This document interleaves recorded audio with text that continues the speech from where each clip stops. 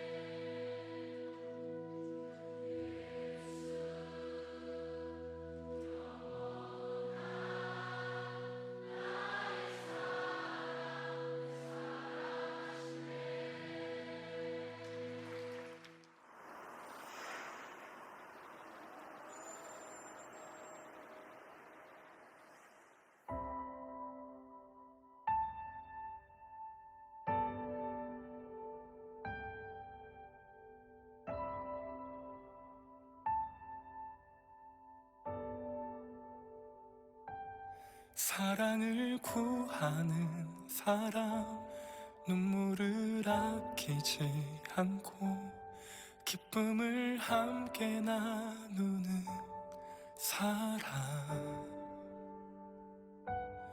용서를 구하는 사람, 완전한 사랑으로 함께하는 행복을 얻은 사람, 사랑을 구하는 사람, 눈물을 아끼지 않고 기쁨을 함께 나누는 사람, 용서를 구하는 사람, 완전한 사랑으로 함께하는 행복을 얻은 사람,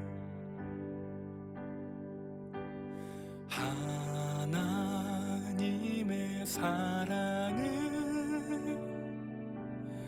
우리 모두에게 약속하셨네. 사랑하지 않는 이곳에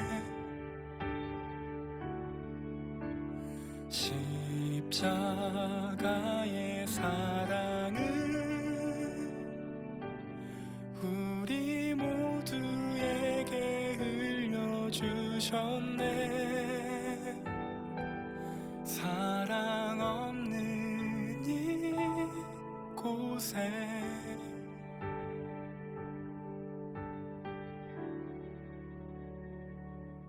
사랑을 구하는 사람, 눈물을 아끼지 않고 기쁨을 함께 나누는 사람, 용서를 구하는 사람, 완전한 사랑으로 함께하는 행복을 얻은 사람,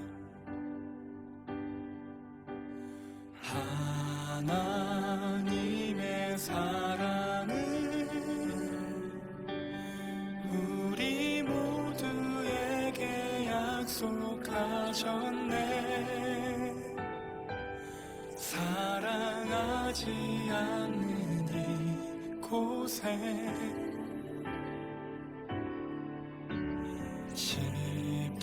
십자가의 사랑은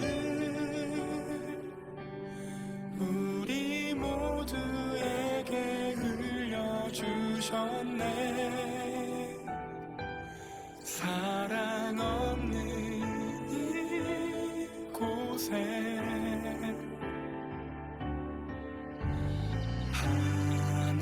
하나님의 사랑은 우리 모두에게 약속하셨네. 사랑하지 않는 이곳에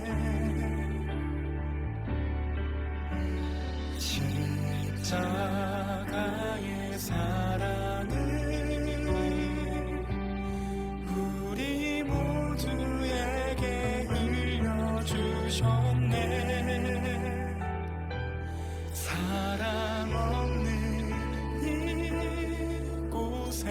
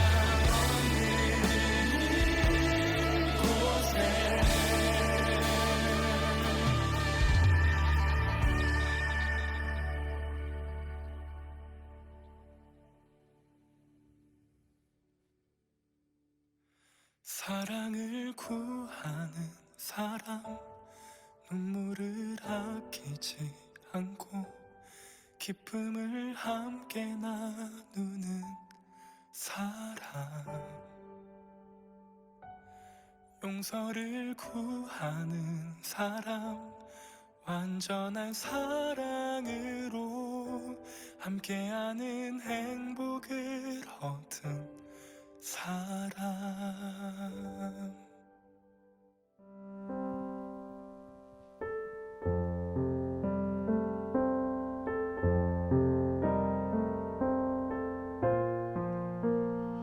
우리 6월 7일 주일 예배 나오신 여러분들 주님의 이름으로 환영합니다. 이 시간에 예배를 위하여 함께 기도하며 나아가실 때에 주님 있는 모습 그대로 주님 이 자리 가운데 나와싸우니 이 시간 가운데에 주님의 은혜로 내 삶을 채워주시옵소서. 함께 예배를 위하여 기도하며 나아가도록 하겠습니다. 사랑하는 주님, 아버지 다시 한번 이 자리 가운데 섭니다. 아버지 지치고 사랑하는 마음으로 주님 앞에 나아가 예배드리며 나아가오니 아버지 주님께서 피곤한 손을 걸어가는 시간이 예배 시간이 될 수 있도록 붙잡아 주시옵소서.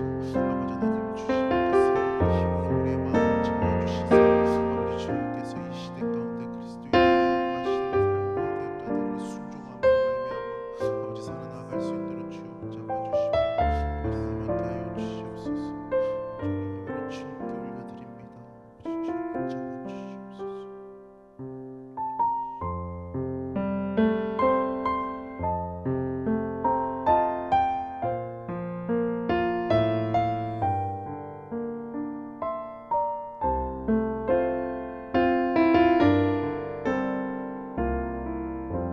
함께 고백합시다. 주님여 이 손을, 주님여 이 손을 꼭 잡고 가소서. 약하고 피곤한 이 몸을 폭풍우 해치사 빛으로 손잡고 날 인도하소서. 주님여 이 손을, 주님여 이 손을 꼭 잡고 가소서. 약하고 피곤한 이 몸을 폭풍우 감소 해치사 빛으로 손잡고 날 인도하소서.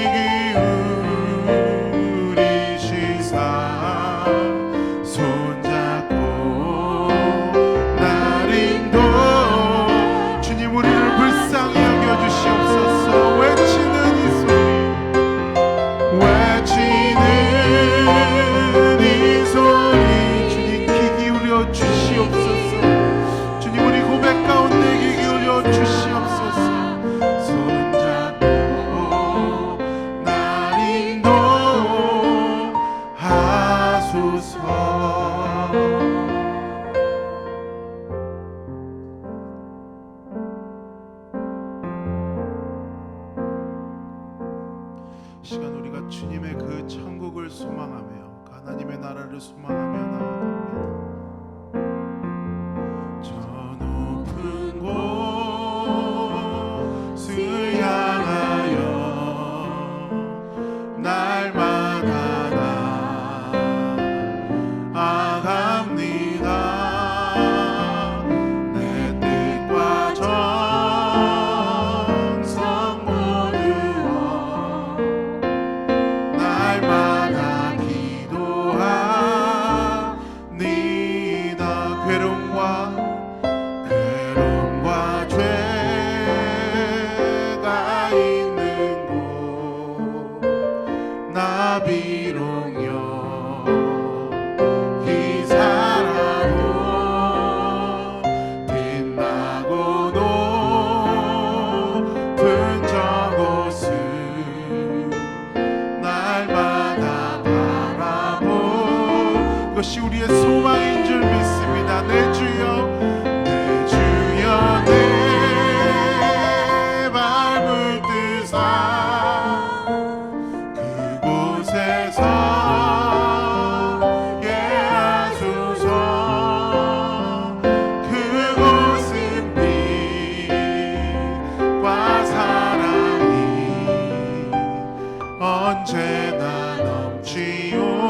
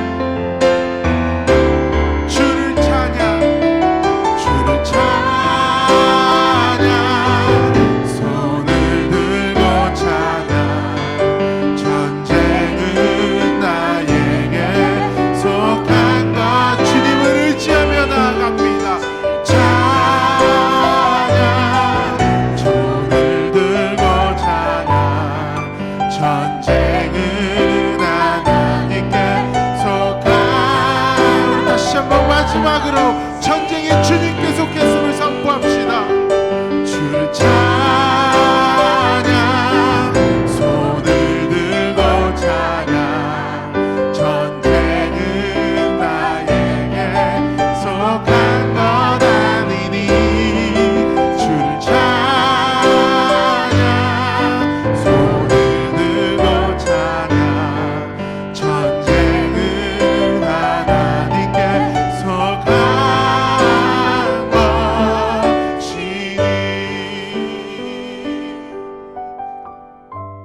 우리 시간 다 함께 예배를 위하여서 다시 한번 기도하며 나아갈 때에 하나님, 전쟁이 나의 능력과 힘이 아니라 나의 잘남이 아니라 주님께 속하였음을 믿습니다. 주님의 힘이 필요한 이때 가운데에 우리가 주님께 기도하며 나아갈 때 주님, 주님의 일을 행하여 주시옵소서. 이 시간 함께 기도하며 나아가도록 하겠습니다. 기도합시다.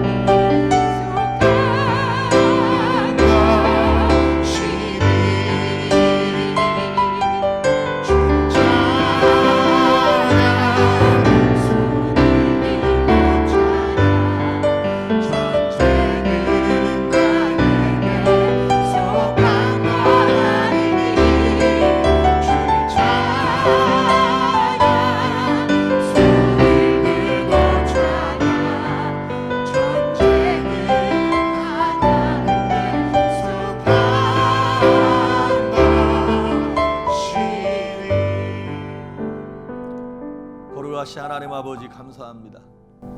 6월 첫째 주 예배를 하나님 앞에 신령과 진정으로 마음과 뜻과 정성을 다하여 믿음으로 예배하게 하시니 감사합니다. 한 주간 동안 지켜주신 것이 감사하며 우리와 함께 하신 것이 감사하며 환난 가운데 고난 가운데 낙심하지 아니하고 주를 바라볼 수 있는 그 은혜를 주셨음을 인하여 감사를 드립니다. 하나님, 지난날 시간들 동안 이 땅 미국 안에서 차별과 폭력과 여러 가지 우리의 인간의 바닥을 하나님 보았습니다. 우리가 참 이렇게 부족하고 연약한 사람들입니다. 이런 시간대에 우리가 우리의 부족함을 깨닫고 하나님께 달려나아가며 주님 앞에서 회개하며 주님 앞에서 위로받고 하나님으로 말미암아 온전한 분별력을 얻을 수 있도록 하나님, 미국이 돌아오는 시간이 되게 하시며 우리가 회개하는 겸손하고 가난한 시간이 될 수 있도록 사용하시고 우리를 깨닫게 하여 주시옵소서. 정말 예수님이 없으면, 복음이 없으면, 소망이 없음을 깨닫는 시간 되게 하여 주시옵소서. 하나님 아버지, 이 여러 가지 일들로 인하여 성도님들 가운데 고난 가운데 있고 좌절과 낙심 가운데 있는 성도님들이 계십니다. 주님, 찾아가셔서 위로하시고 말씀하시며 새 힘을 허락하여 주시옵소서.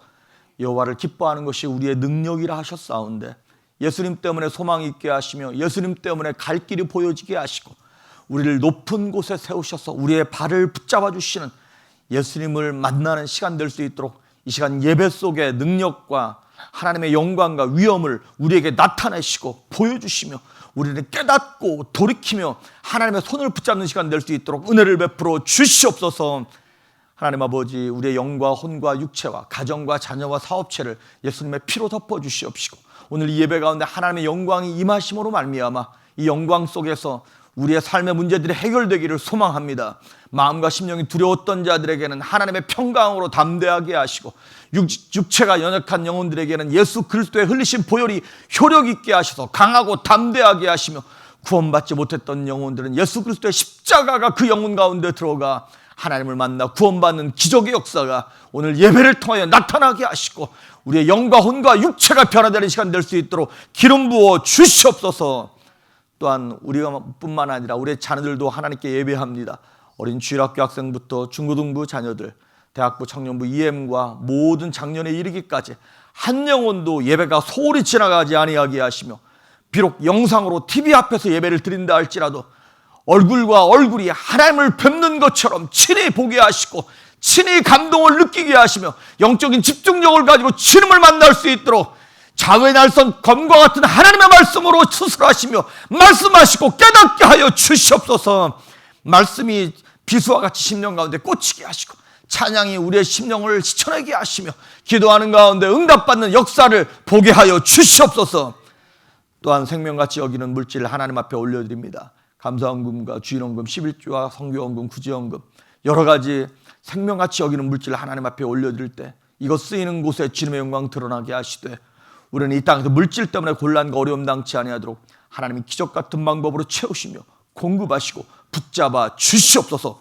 이 예배를 하나님께 온전히 올려드리옵고 주님만 영광 받으시기를 간절히 소망하며 예수님의 이름으로 기도했습니다. 아멘.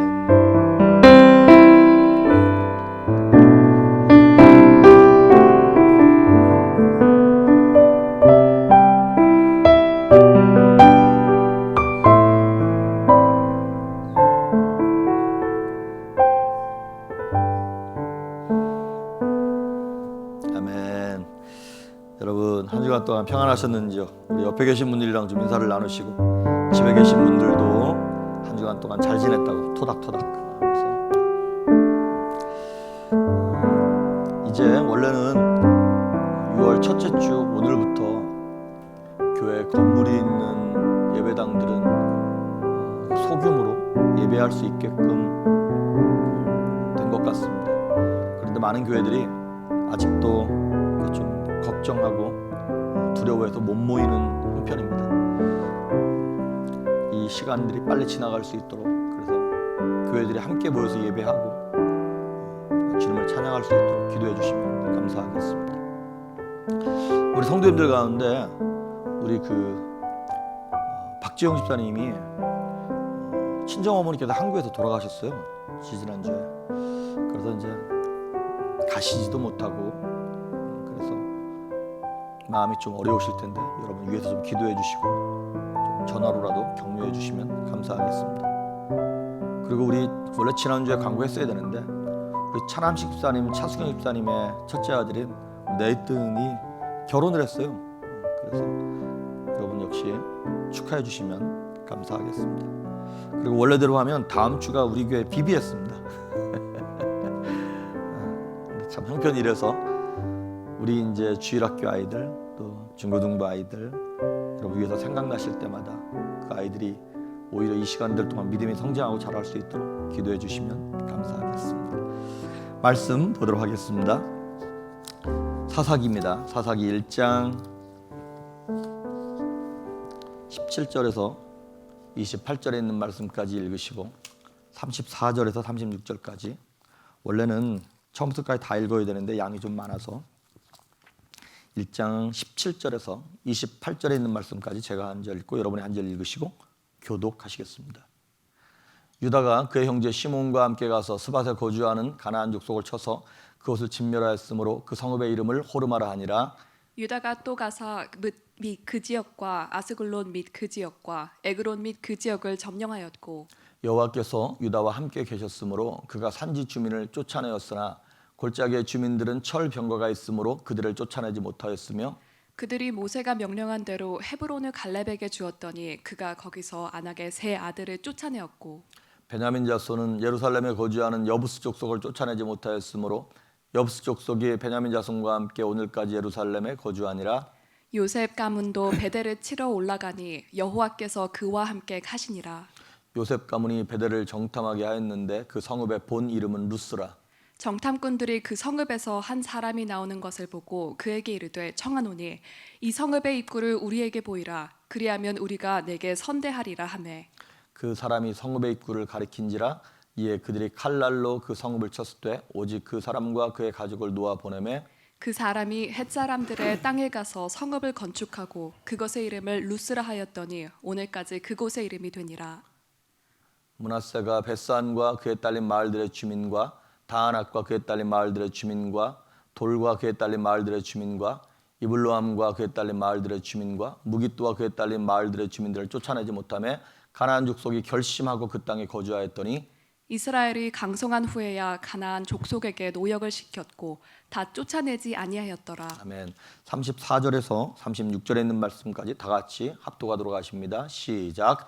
아모리 족속이 단자손의 산지로 몰아넣고 골짜기에 내려오기를 용납하지 아니하였으며 결심하고 헤레스산과 아얄론과 사알빔에 거주하였더니 요셉의 가문의 힘이 강성함에 아모리 족속이 마침내는 노역을 하였으며 아모리 족속의 경계는 아그라빔 비탈의 바위부터 위쪽이었더라. 아멘. 오늘 사사기 강의 두 번째 시간 더 높은 차원으로라고 하는 제목으로 하나님의 말씀을 전하겠습니다. 사사기 앞에 있는 여호수아를 통해서 여호수아서에서 이스라엘이 가나안 땅에 들어가게 되어지고 큰 전쟁을 몇 개 치르고 난 다음에 그 땅을 분배했어요. 분양을 했어요. 아직 다 점령하지 못하고 그런 상태에서 여호수아가 죽었습니다. 그런데 사사기 1장에 딱 나와서 여호수아가 죽자마자 이스라엘 백성들이 다 같이 모여서 뭘 했냐면 하나님께 여쭈었어요. 기도했어요. 하나님 이거 어떻게 할까요? 그랬더니 하나님께서 말씀하시기를 유다가 먼저 올라가서 전쟁해서 싸워서 취해라. 그랬을 때 이스라엘 백성들이 순종함으로 말미암아 그 1장에 나와 있던 그 아도니 베섹이라고 하는 아주 강력한 왕을 쳐 부수고 죽이면서 아주 호기롭게 사사기를 시작을 합니다. 그래서 19절에도 보면 뭐라고 나와 있냐면 여호와께서 유다와 함께 계셨으므로 하나님이 유다 이스라엘 백성들과 함께 계셨으므로 산지 주민을 다 쫓아내고 전쟁을 이기고 그랬다는 거예요. 그런데 처음에 시작은 엄청 멋있게 시작했는데 얼마 지나지 않아서 이스라엘 백성들이 불순종의 모습들을 보이게 되어지고 실패하는 모습을 우리가 보게 됩니다. 그래서 이제 그게 사실 원래 16절부터 읽었어야 되는 건데 16절부터 36절까지 이스라엘 12지파가 이제 전쟁하는 장면이 나와요. 근데 거기 보면 거기를 오늘 여러분 집에서 한번 잘 읽어보십시오. 카운트해 보면 이스라엘 12지파가 다 나오지 않고 9지파만 나옵니다. 12지파인데 왜 9지파만 나오냐? 이 가나안 땅에 들어오기 전에 요단을 건너서 들어오기 전에 요단 동편에 이미 이스라엘의 세 지파 르벤, 갓, 므낫세 반지파가 이 요단강 동편에서 땅을 이미 분배를 받고 거기 정착을 했어요. 그러다 보니까 이제 그 지파를 뺀 나머지 지파들이 이 요단강 서쪽으로 가나안 땅에 점령해 들어와서 그 땅을 지금 싸우고 있는 거예요. 그런데 거기 쭉 보시면 아시겠지만 그 르벤, 갓, 므낫세 지파가 빠졌으면 없어야 되는데 므낫세 지파가 또 나와요. 그러니까 므낫세 지파는 요단강 동쪽에도 땅이 있고 서쪽에도 땅이 있는 거예요. 그리고 레위 지파는 원래 그 땅을 위협으로 받지 못했죠. 그래서 레위 지파가 빠지고 쭉 보시면 아시겠지만 므낫세가 2번 들어간 대신에 이사갈 지파가 빠졌어요. 왜 빠졌는지는 모르겠어요. 근데 어쨌든 기록이 없어요.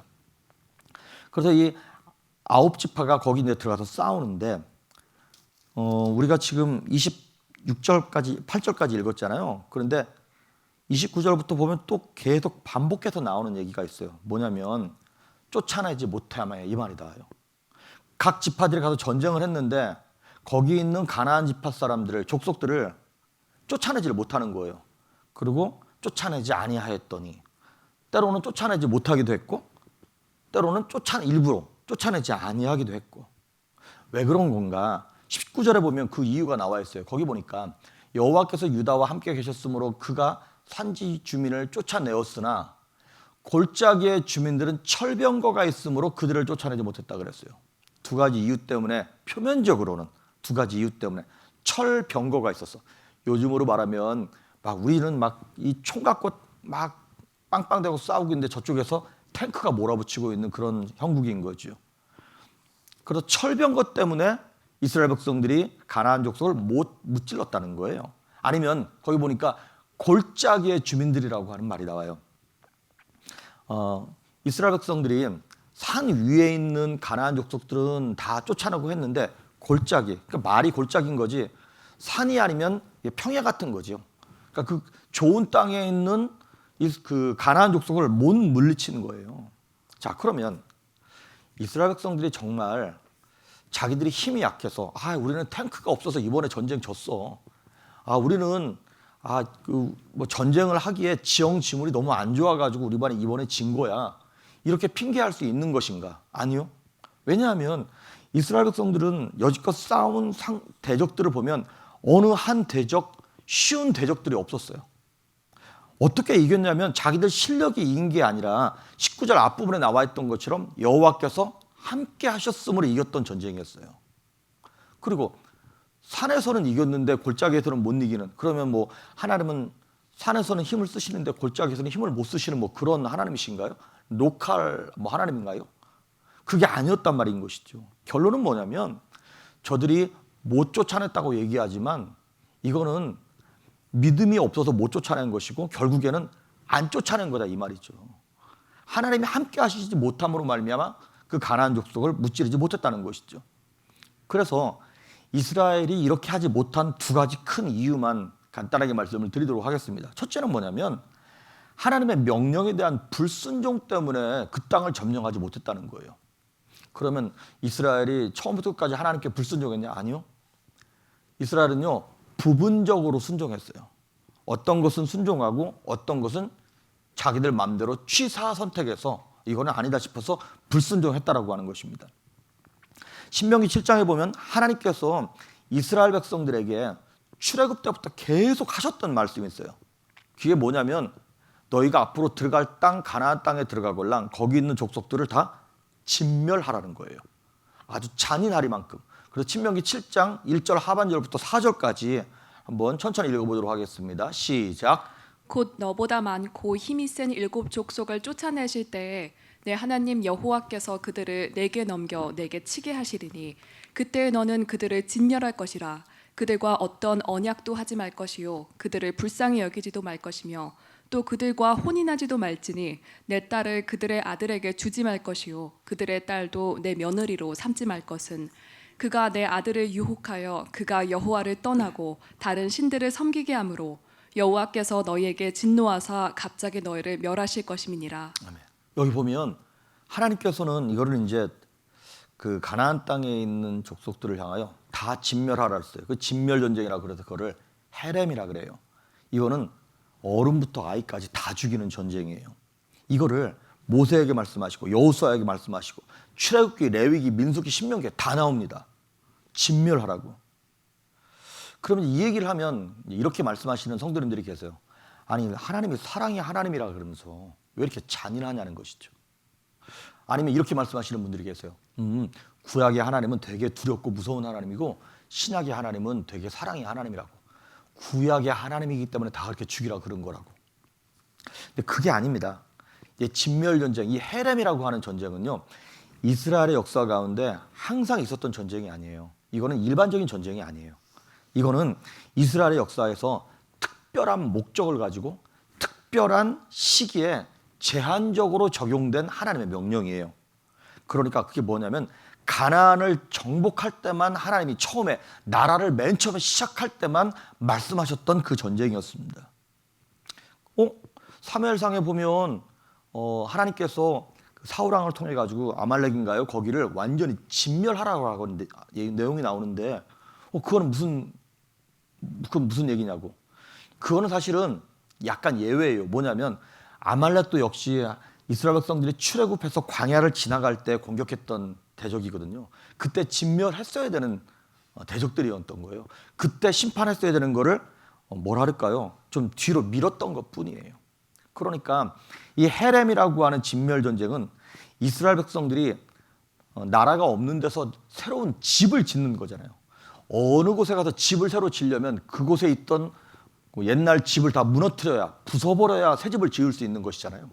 그런 것처럼 하나님께서 나라를 새로 지으려다 보니까 먼저 이렇게 거룩하게 하기 위하여 싹 다 진멸하라고 얘기했던 거예요.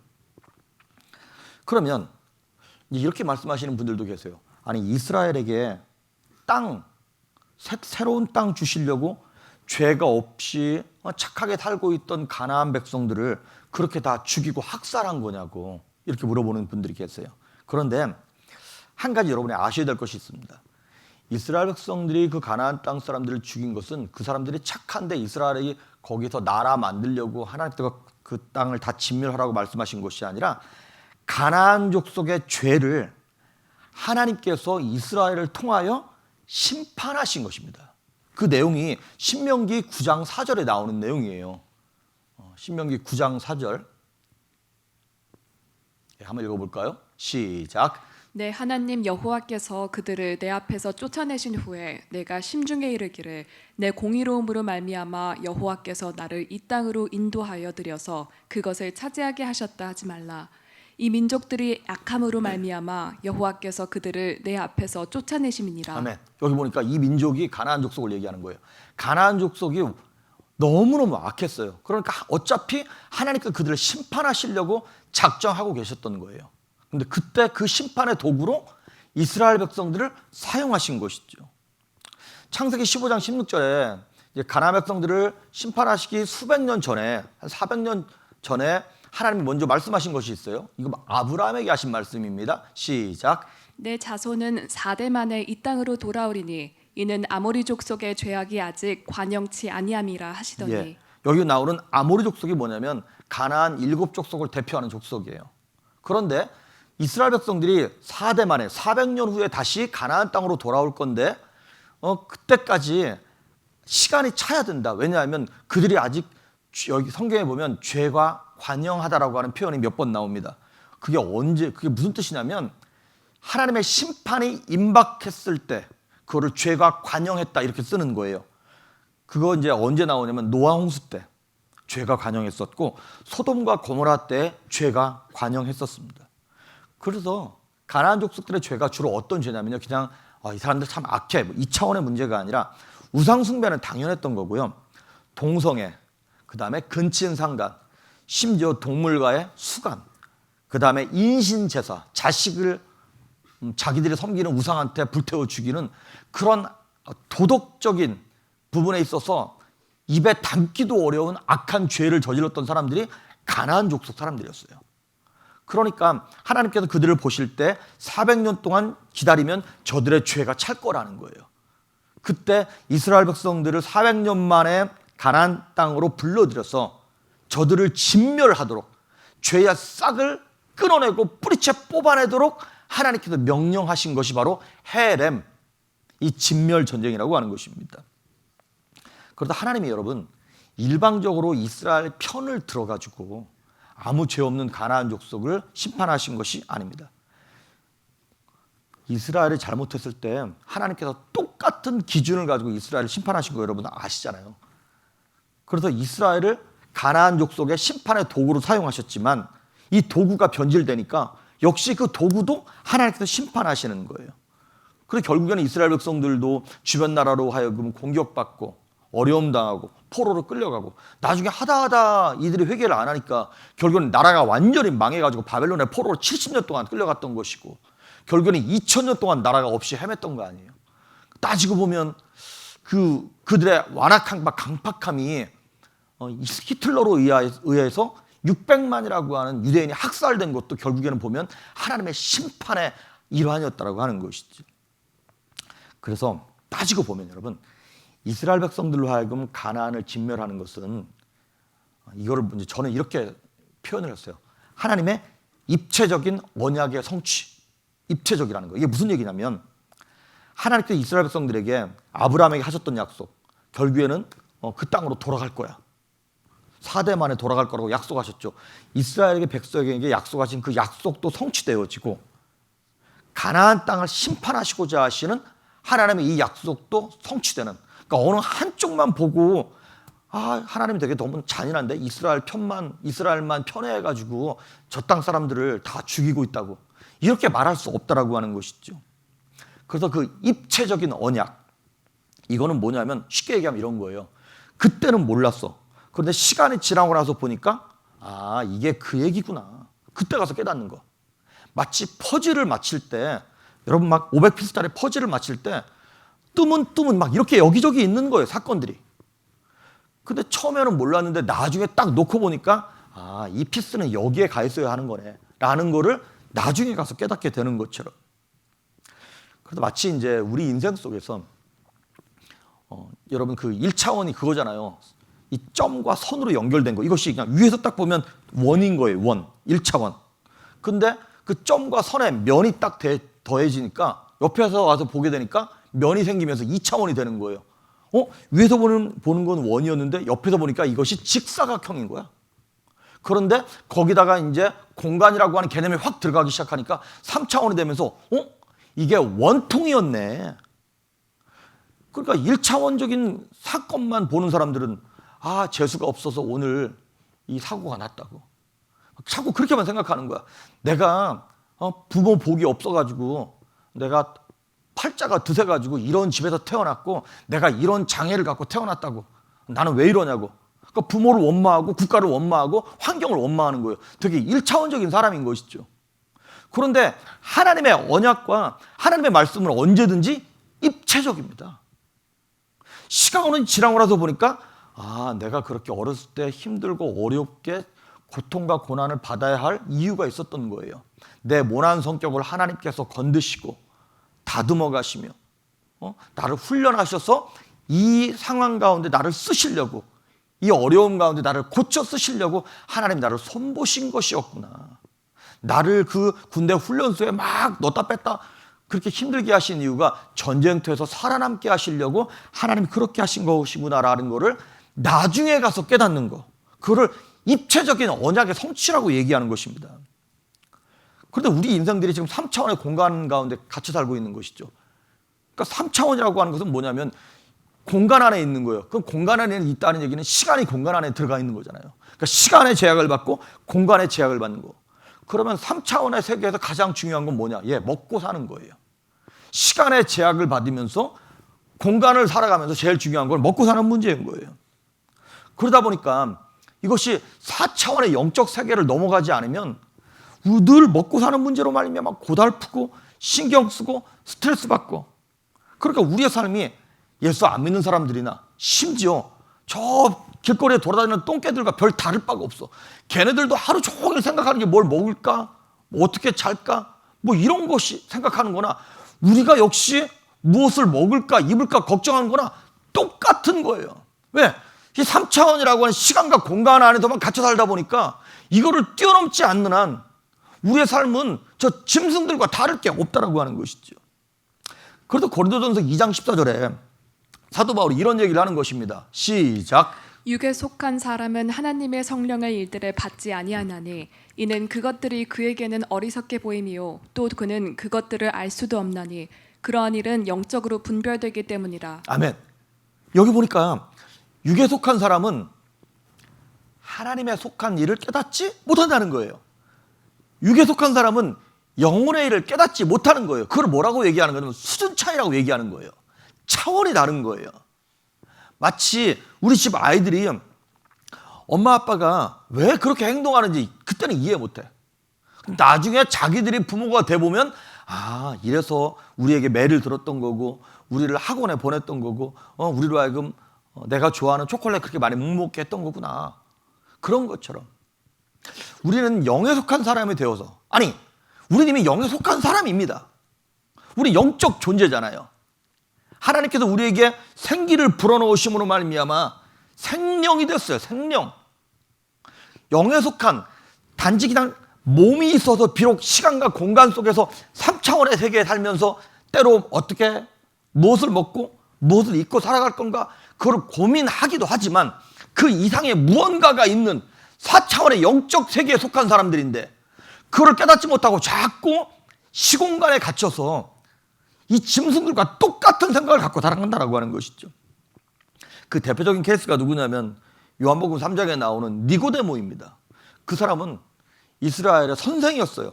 아주 똑똑한 사람이었고 요즘으로 말하면 교수였고 이런 사람이었던 거예요. 그런데 예수님께서 하시는 네가 거듭나야 하겠다라고 하는 영적인 얘기를 못 알아듣는 거예요. 왜? 거듭나지 않았으니까. 영혼이 깨어있지 못하니까 육신의 눈을 가지고 영적인 세계를 보려고 그러니까 보여요, 안 보여요? 안 보이는 것이죠. 그러니까 눈에 보이는 데라만 예쁘네, 뚱뚱하네, 돈이 많네, 부자네 이렇게만 판단을 하는 것이지 이 사람이 하나님의 사람이네, 이 사람의 영혼이 지금 피폐하고 핍절당하고 눈물을 흘리고 있는데 이거를 못 본다는 것이죠. 이 코로나 바이러스 터진 사태도 그냥 영적인 눈으로 볼 것인가 육적인 눈으로 판단할 것인가. 히브리서 11장 1절에 보면 비슷한 얘기가 나오는 거예요. 시작. 믿음은 바라는 것들의 실상이요 보이지 않는 것들의 증거니. 아멘. 믿음은 바라는 것들의 실상이요 보이지 않는 것들의 증거다. 그러니까 4차원의 영적인 세상이라고 하는 것은 뭐냐면, 그러니까 믿음 생활은 영적 생활인데 그 영적 생활은 보이지 않는 것을 보는 것처럼 믿고 살아가는 게 믿음 생활이라고 하는 것입니다. 그러니까 여러분, 저와 여러분이 지금 하나님께서 이스라엘 백성들에게 명령하신 것은 어찌 보면 현재 당장 겪는 그 고난과 어려움과 형편을 보면 가나안 백성들을 이길 수 없어요.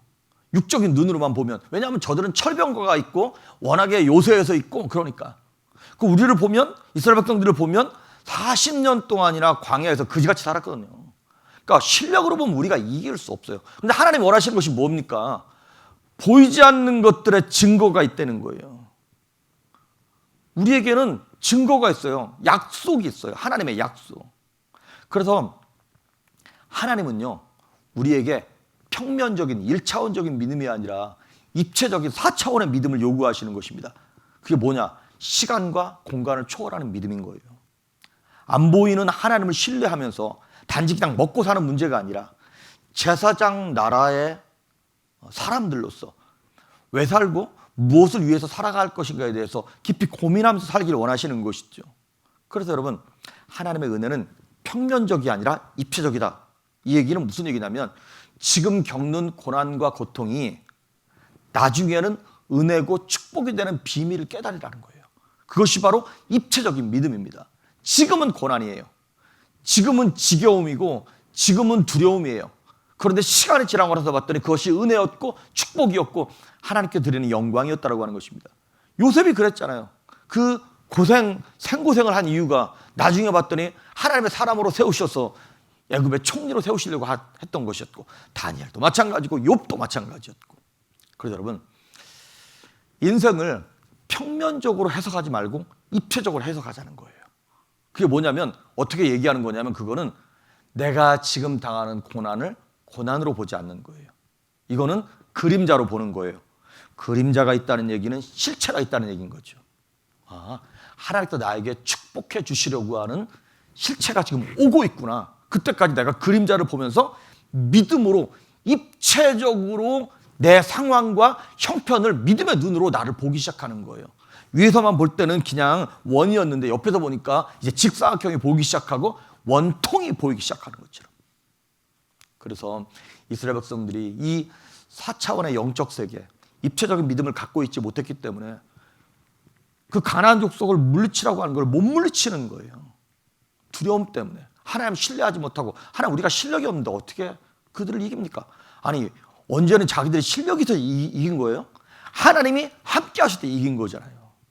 그러니까 첫째, 결국에는 불순종하는 이유는 뭐냐면 믿음 때문에 불순종하는 것이지 내 실력이 없거나 이게 없어도 불순종하는 게 아니라는 거죠. 믿음의 문제라는 것이죠. 두 번째, 마지막으로 이스라엘 백성들이 하나님 앞에서 그렇게 불순종한 이유 중에 하나는 무엇이냐면 육신의 정욕 때문에 그렇습니다. 가나안 7족속과의 타협을 하는 거예요, 이들이. 오늘 28절 한번 보시겠어요? 본문 28절을 보시면 한번 읽어볼게요. 시작. 이스라엘이 강성한 후에야 가나안 족속에게 노역을 시켰고 다 쫓아내지 아니하였더라. 예. 여러분, 오늘 본문을 제가 중간에 좀 띄고 읽긴 했습니다만 집에서 쭉 읽어보십시오. 스불론 지파가 못 쫓아냈다고 얘기하고 갓 지파가 못 쫓아냈다고 다 이렇게 얘기했어요. 그런데 28절에 보니까 다 쫓아내지 아니했다는 거예요.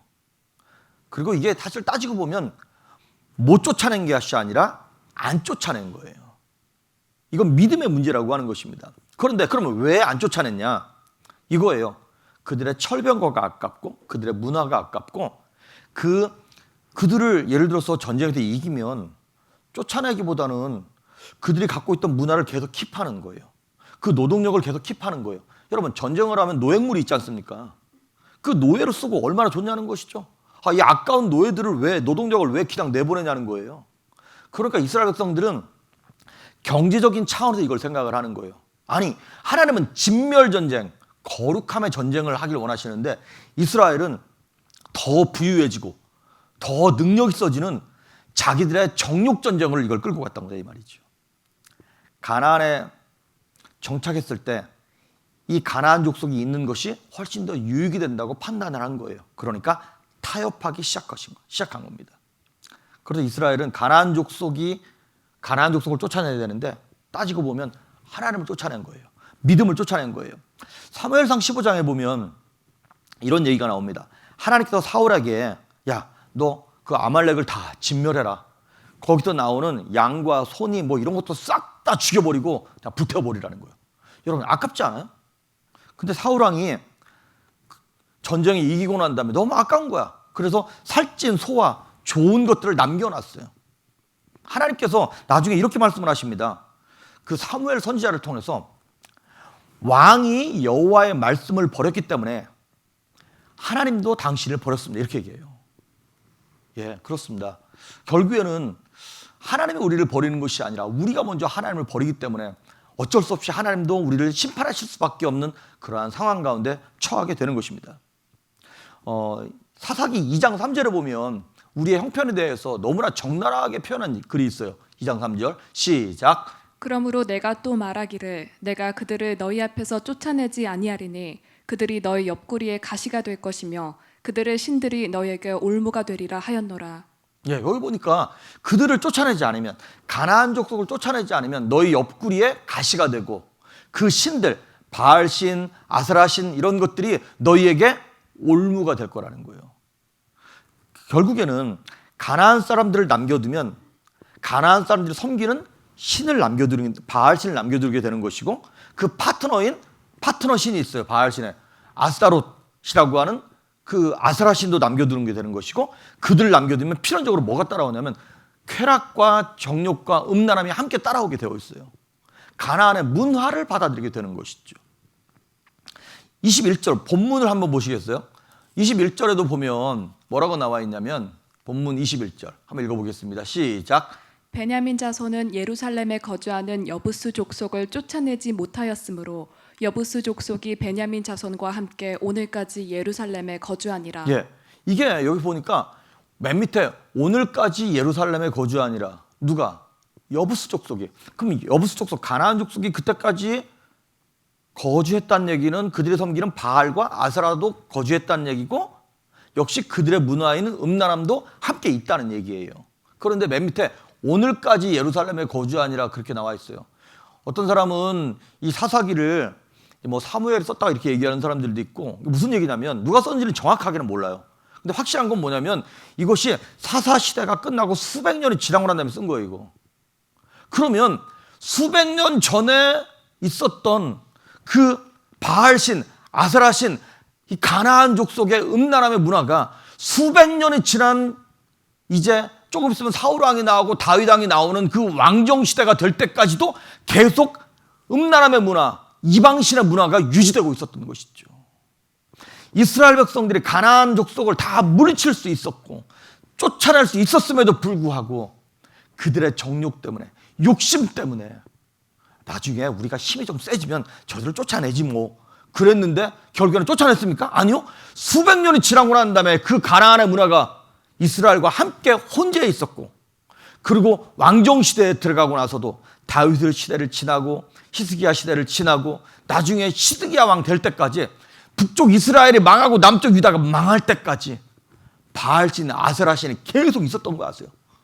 결국에는 그 우상 숭배와 인신 제사와 음란함 때문에 하나님께서 참고 수백 년을 참다가 남쪽 유다까지 완전히 멸망시켜서 바벨론의 포로로 잡혀갈 때까지 이스라엘 백성들을 깨닫지를 못하는 것이죠. 죄가 이와 같습니다. 처음에 잘라내지 않으면, 처음에 결심하지 않으면 죄는 스물스물 우리 안에서 자신의 영역을 넓혀가게 되는 것입니다. 오늘 27절 한번 보시겠어요? 27절 거기 보면 맨 밑에 보면 이렇게 말이 나와 있어요. 그에 딸린 마을들의 주민들을 쫓아내지 못하며 가나안 족속이 결심하고 그 땅에 거주하였더니 처음에는 가나안 족속이 두려워서 도망가려고 했던 거예요. 근데 이스라엘 백성들이 너희들 그냥 노예처럼 우리랑 함께 있으면서 그렇게 살아. 그런데 처음에는 노예같이 일하다가 그들이 갖고 있는 문화가 이스라엘 사람들에게 전염되어지고 나중에는 가나안 족속이 이제 점점 힘이 세지니까 결심을 하는 거예요. 이제 우리가 이 땅에서 자신들의 문화를 더 넓혀가자. 그래서 그 땅에 아주 그냥 거주하기로 정착하는 거예요. 35절에도 똑같이 그 얘기가 나와요. 아모리 족속이 아주 결심하고 그 땅에 거주하게 되는 것이죠. 그렇습니다. 이스라엘 백성들이 영적인 허점을 보이니까 마귀가 작정하고 거기 머물러 있는 것이죠. 나중에는 여러분 35절 한번 보시겠어요? 읽어보겠습니다. 시작. 결심하고 헤레스 산과 아얄론과 사알빔에 거주하였더니 요셉의 가문의 힘이 강성함에 아모리 족속이 마침내는 노역을 하였으며. 예, 요셉의 가문이 힘이 강성함에, 이스라엘 백성들이 힘이 강성해졌으면 완전히 쫓아내야 되잖아요. 근데 쫓아내지 않았어요. 아모리 족속이 마침내는 뭘 했어요? 노역을 했다는 거예요. 그냥 거기에 노예 생활하면서 그 문화를 계속 킵하고 있는 것이에요. 마태복음 12장에 보면 이 영적인 비유와 같이 예수님께서 하신 말씀이 있습니다. 한번 읽어보겠습니다. 43절에서 45절에 있는 말씀까지 시작. 더러운 귀신이 사람에게서 나갔을 때 물 없는 곳으로 다니며 쉬기를 구하되 쉴 곳을 얻지 못하고 이에 이르되 내가 나온 내 집으로 돌아가리라 하고 와보니 그 집이 비고 청소되고 수리되었거늘 이에 가서 저보다 더 악한 귀신 7을 데리고 들어가서 거하니 그 사람의 나중 형편이 전보다 더욱 심하게 되느니라. 이 악한 세대가 또한 이렇게 되리라. 아멘.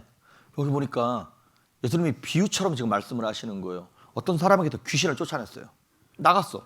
근데 그 귀신이 이제 돌아다니다가 있을 때를 찾지 못하고 이렇게 얘기하는 거예요. 내가 옛날 내 집으로 돌아가야겠다. 그러니까 귀신은 우리에게서 나가잖아요. 그러면 내 몸을 지네 집이라고 착각해. 그리고 다시 나한테 들어오려고 길을 써. 그런데 문제는 뭐냐면 들어올 때 보니까 깨끗이 비어지고 소재되어 있는데 거기에 아무것도 주인이 없는 거야. 거기에 성령께서 들어가셔야 되고 거기에 말씀이 차 있어야 되고 은혜가 차 있어야 되는데 아무것도 없는 거야. 그러니까 집이 비어있네 그러면서 들어가는데 이제는 혼자 들어가지 아니하고 귀신 7마리를 데리고 들어간다는 거예요. 그러니까 처음에 귀신 1마리 있을 때보다 7마리 데리고 들어갔으니까 더 힘들겠죠. 가나안 7족속이 그와 같습니다. 처음에는 노역을 하면서 노예처럼 살았어요, 이놈들이. 근데 나중에 그들의 문화를 조금씩 이렇게 전파하다 보니까 이스라엘 백성들도 이렇게 얘기하는 거예요. 하나님도 섬기고 바알도 섬기고. 나중에는 이스라엘 백성들의 영적 주인처럼 바알이 주인이 되어서 이스라엘 백성들을 장악하고 있었던 것이죠. 마치 우리 인생들이 처음에는 내가 술을 먹는 것 같지만 나중엔 술이 나를 먹는 거예요. 그래서 술 없으면 못 사는 사람들 있죠. 알코올 중독. 중독이 뭡니까? 그것 없으면 못 사는 거. 그걸 우상숭배라 그러는 거잖아요. 도박도 마찬가지고 마약도 마찬가지고. 여기 마태복음 12장 45절을 보니까 이 악한 세대가 또한 이렇게 되리라. 예, 지금 이 세대가 그렇게 악한 세대가 되었죠. 예수 믿는 사람들도 자기만의 무언가가 있어. 자기만의 우상이 있어. 이것 없으면 안 되는 거예요. 그 남편이 우상이 되기도 하고 자식이 우상이 되기도 하고 물질이 우상이 되기도 하고 내 자존심이 우상이 되기도 하고.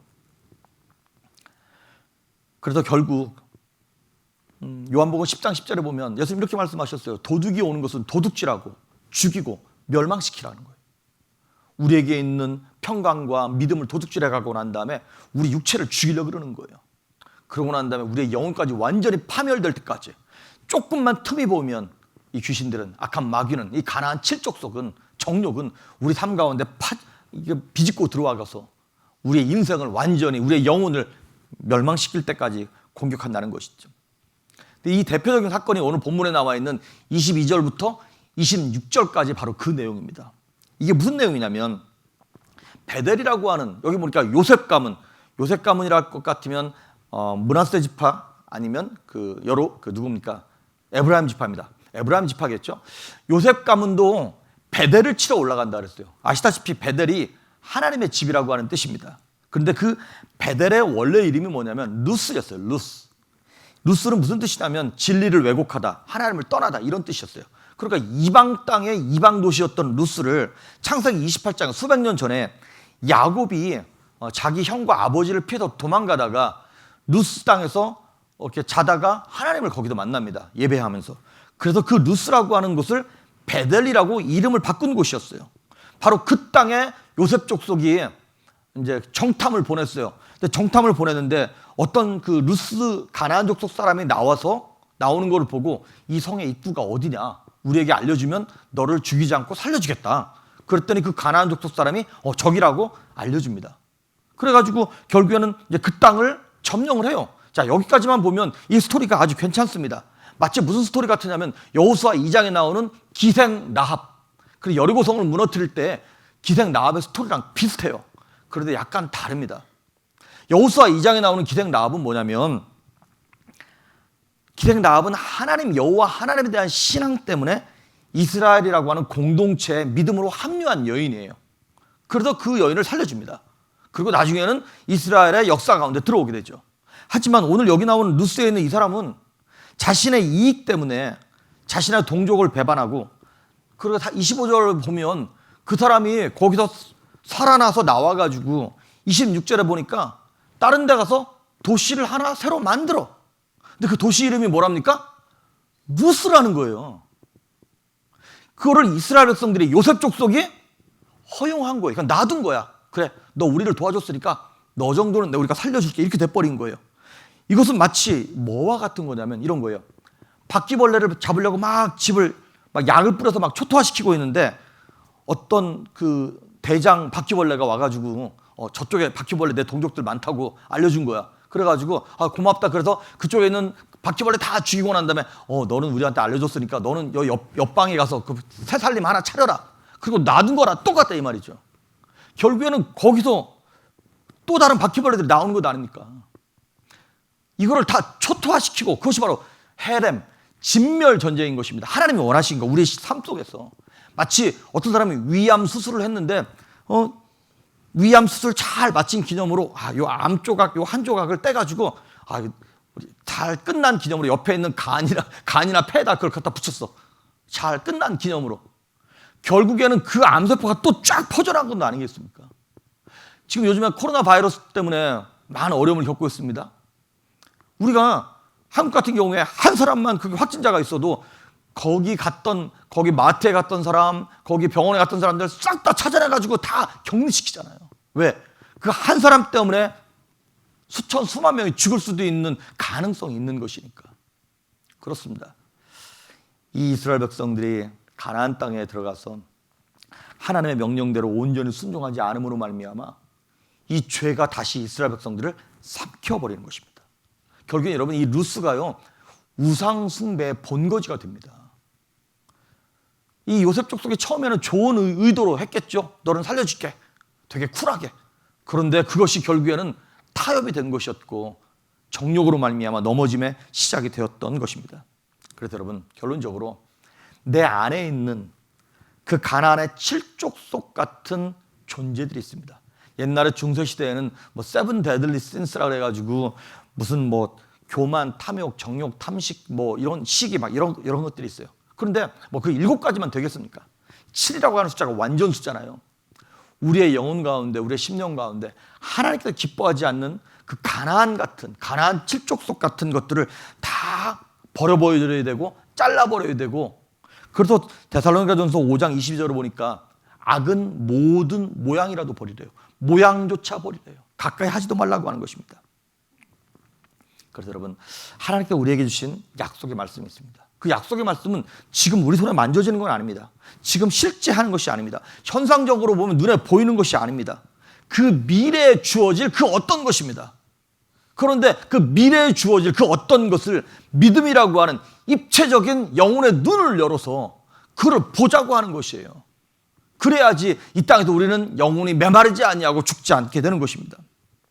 아브라함도, 모세도, 다니엘도, 바울도 모두 다 이 입체적으로 하나님께서 주신 약속을 붙잡고 앞으로 주어질 것들을 소망 삼으면서 자기 안에 있는 옛 속성을 계속 쫓아내고 회개하고 훈련받으면서 잘라내고 하는 그 믿음의 싸움을 계속 싸웠던 거예요.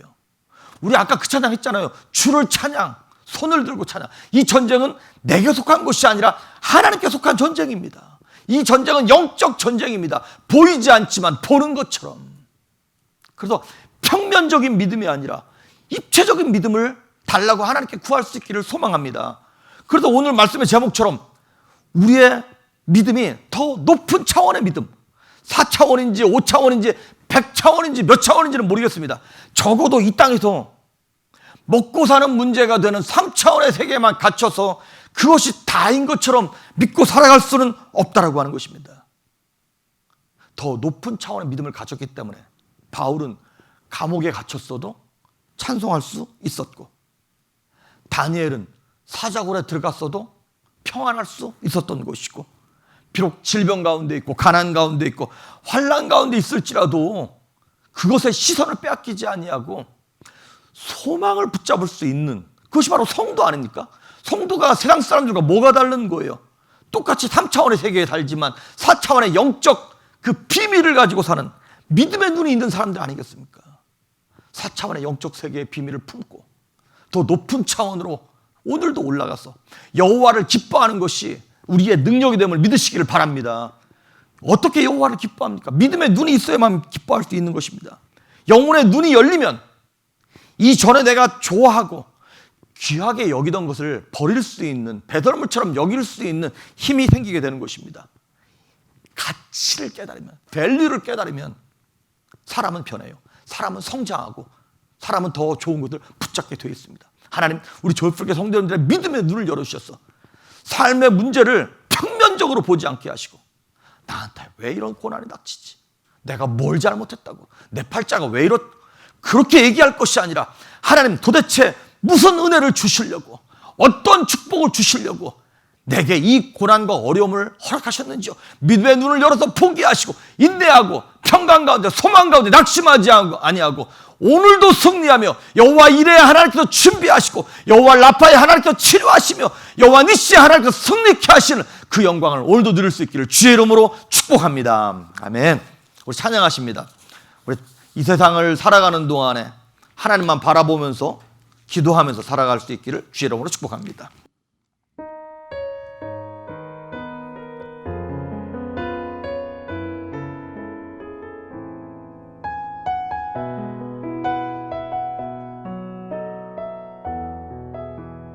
이 세상을 살아가는 동안에, 이 세상을 살아가는 동안에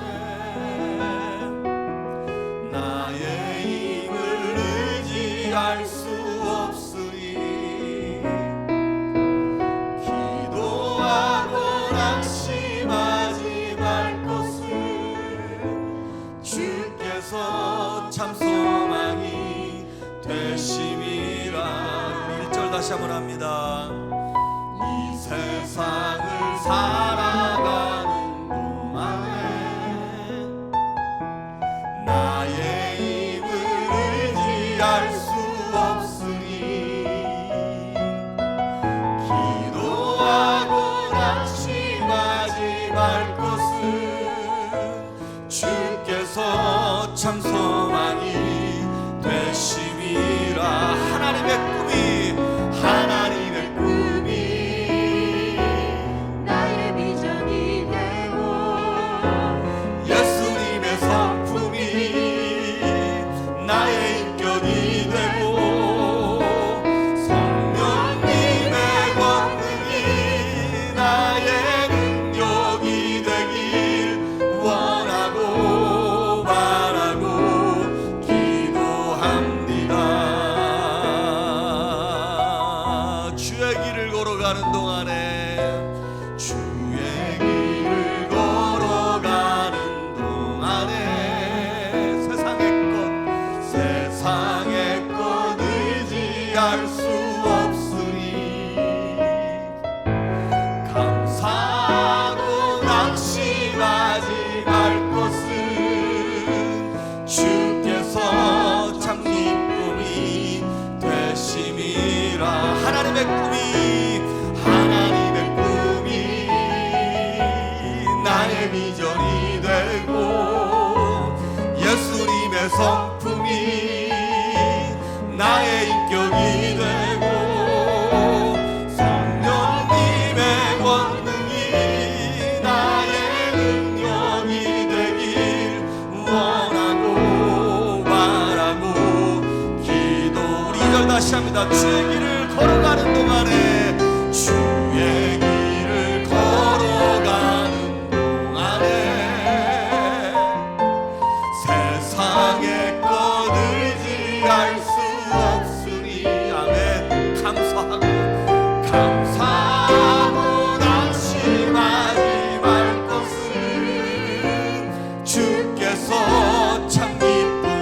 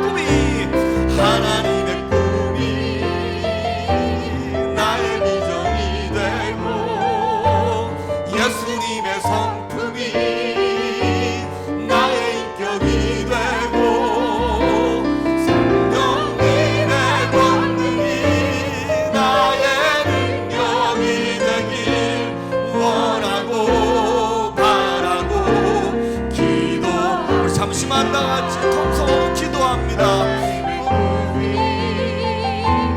나의 비전이 되고 예수님의 성품이 나의 능력이 되고 성령님의 권능이 나의 능력이 되길 원하고 바라고 기도합니다. 하나님의 꿈이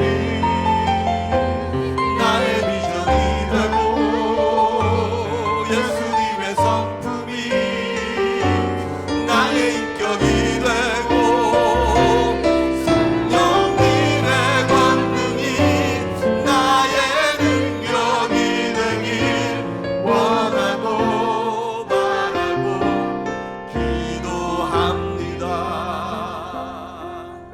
거룩하신 하나님 아버지, 우리에게 주어진 닥쳐온 고난과 어려움과 문제들을 바라보면서 왜 나한테 이런 일이 벌어지는지, 내가 뭘 그리 잘못했다고, 열심히 산다고 살았는데 내 팔자가 왜 이러냐고 탄식할 것이 아니라 우리를 한 단계 더 높은 차원으로 영혼의 눈을 열어주시려고 하시는 하나님의 계획이고 하나님의 섭리임을 깨달을 수 있도록 영혼의 눈을 열어 주시옵소서. 먹고 사는 문제, 상차원의 세계에 갇혀 고민할 것이 아니라 믿음의 눈을 열어서 하나님의 플랜을 깨닫게 하시옵시고 더 깊은 차원, 더 높은 차원으로 독수리가 날개치며 올라갈 수 있는 그 은혜를, 그 믿음을, 그 평강을, 그 능력을 우리에게 허락하여 주시옵소서. 눈에 보이는 대로 살지 아니하게 하시고 주님께서 주신 약속의 말씀을 붙잡을 수 있기를 소망합니다. 예수님을 붙잡게 하시며 말씀을 묵상하게 하시옵시고 하나님의 약속의 말씀 우리의 심령 가운데 들어와 우리의 영과 혼과 육체를 변화시키게 하시옵시며 그 예수님 때문에, 그 말씀 때문에 세상과는 다른 인생을 살아가게 하시며 육체에 매여서 이 땅에서 눈물을 흘리며 살아가는 것이 아니라 영혼이 자유롭게 날아가게 하셔서 기쁨과 감사함으로 담대하게 하시며 승리하게 하시고 세상을 맛볼 수 없는 능력과 평강으로 살아갈 수 있도록 사랑하는 조회풀교 성도님들을 축복하시며 믿음을 주시옵시고 담대하게 하시고 승리할 수 있는 그 은혜를 베풀어 주시옵소서. 이 전쟁이 우리의 전쟁이 아니라 우리 하나님의 전쟁임을 믿습니다. 주님, 우리를 책임져 주시옵소서. 이제는 우리 주 예수 그리스도의 은혜와 하나님의 무한하신 사랑과 성령 하나님의 감동하시고 충만케 하시고 교제케 하시고 기름 부으심의 은혜가 이제 더 높은 영혼의 차원으로 우리의 눈을 들어서 믿음의 눈으로 하나님을 바라봄으로 주를 고백하고 그래도 그렇게 믿음으로 살겠다고 작정하는 사랑하는 성도들 머리 위에, 교회 위에, 저들의 자녀 위에 이제로부터 영원토록 함께 하시길 간절히 축원하옵나이다. 아멘.